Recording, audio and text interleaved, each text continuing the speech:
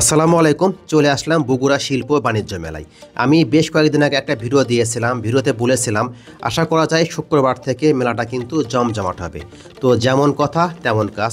গত শুক্রবারে ছিল একদম মেলায় ভরপুর। আমি বগুড়ার বাইরে ছিলাম, এই জন্য মেলায় যেতে পারি নাই। তো আজ গিয়েছিলাম অনেক রাতে, তারপরেও ছিল মেলাতে মোটামুটি ভিড় এবং মেলার কিন্তু সব ধরনের স্টল চলে এসেছে। মেলাতে খাবারের দোকান, গার্মেন্টসের দোকান, কসমেটিক্স, তারপর বাচ্চাদের বিভিন্ন রকমের খেলনা, রাইড সব কিছু পাওয়া যাচ্ছে। তো চলুন একটু মেলাটা ঘুরে আসি এবং দেখে আসি এই মেলাতে বর্তমান এখন কি পাওয়া যাচ্ছে এবং কেমন ভিড় আছে মেলাতে।